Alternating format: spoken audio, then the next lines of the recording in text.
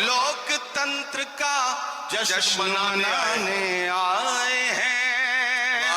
अब लोकतंत्र के जश्न की बात चल रही है तो लोकतंत्र हमें ताकत देता है कि हम बोलें, सच बोलें और जो जरूरी है वो जरूर बोलें। मैं महाराष्ट्र में खड़ा हूं, मेरी खुशनसीबी है कि मैं राज्यसभा में महाराष्ट्र का प्रतिनिधित्व करता हूं। इन दिनों महाराष्ट्र सूबे में कुछ लोगों की जब आवाजें सुनता हूं, उनकी बातें सुनता हूं, तो कभी कभी लगता है कि उन पे भी बोलना जरूरी है। मैं 4 मिसरे पढ़ता हूं, मैं नाम नहीं लूंगा, आप बहुत समझदार हैं। अगर आपको लगे कि वही पुराना इमरान बोल रहा है जिसके लिए आप, जिसकी शायरी के लिए आप दुआएं करते थे, तो मुझे दुआएं देना कि हद से ज्यादा बातें करते रहते हैं, हद से ज्यादा बातें करते रहते, हद से ज्यादा बातें करते रहते हैं, पद से ज्यादा बातें करते रहते हैं। आपके सूबे में भी कुछ 1.5 फुटिया लोग, बड़े समझदार लोग हैं, तैयार रहिएगा, कोई हाथ खामोश नहीं रहना चाहिए अगले मिसरे पर, कि हद से ज्यादा बातें करते रहते हैं, पद से ज्यादा बातें करते रहते हैं।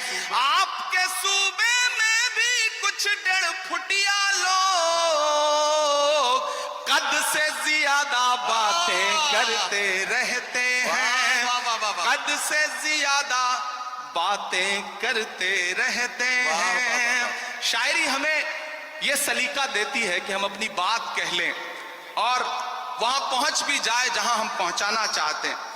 जितेंद्र भाई, सबके मन में यह बात है लेकिन शायद कोई बोलता नहीं इस बात को।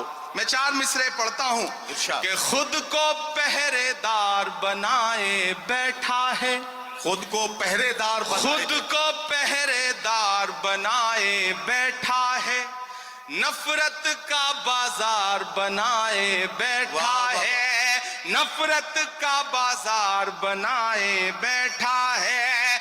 शर्म नहीं आती है अपने हाकिम को चोरी की सरकार बनाए बैठा है, चोरी की सरकार बनाए बैठा है। और आखिरी 4 मिसरे फिर एक नज्म आपको सुनाता हूं कि आज नहीं जाएगा तो कल जाएगा, आज नहीं जाएगा तो कल जाएगा, आज नहीं जाएगा तो कल जाएगा, खोटा सिक्का कितने दिन चल जाएगा, खोटा सिक्का कितने दिन चल जाएगा, वक्त बुरा है जल्दी ही टल जाएगा, फिरौनों के घर मूसा पल जाएगा, फिरौनों के घर मूसा पल जाएगा। बहुत शुक्रिया, बहुत मोहब्बतें। मैं एक नज्म सुनाना चाहता हूं जिसके लिए तमहीद बना रहा था, वक्त बहुत कम है। हमारे सदर मोहतरम भाई साहब जितेंद्र भाई, सोनू हाशमी, गुड्डू साहब और खुसूसी तौर पे मैं अपने साथी दोस्त शमीम साहब को बहुत मुबारकबाद दूंगा। मैं आज जिम्मेदारी से यह बात कहता हूं कि दुनिया के तमाम मुल्कों में भी हम सारे लोग जाते हैं, ज्यादातर शायर, और हिंदुस्तान के भी हर शहर में हम मुशायरा पढ़ते हैं, लेकिन मुंब्रा का जो ये मुशायरा है इसका इंतजार न सिर्फ शायर करते हैं बल्कि हिंदुस्तान की आवाम भी इस मुशायरे का इंतजार करती है। और पूरे हिंदुस्तान में इससे बड़ा मुशायरा कोई नहीं होता, ये गारंटी के साथ ये बात मैं कह रहा हूं। और जिस तादाद में आप सारे लोग आते हैं वो बहुत कमाल की बात है। मैं एक मतला और एक शेर पढ़ता हूं, फिर एक नज्म सुनाता हूं। ये किसने कह दिया तुमसे कि बस पंचर बनाते हैं, एक गाली जो हर दिन हमें दी जाती है, एक तंज जो हर दिन हम पे किया जाता है। मैं एक मतला पढ़ता हूं और आपसे दुआ मांगता हूं कि ये किसने कह दिया तुमसे कि बस पंचर बनाते हैं। तैयार रहना मुंब्रा वालों, तैयार रहना मुंबई वालों, ये आप सबके कानों में कहीं ना कहीं ये पिघला हुआ शीशा आपके कानों तक आता है जब एक गाली हमको दी जाती है कि ये तो पंचर बनाने वाले लोग। मैं शेर पढ़ता हूं।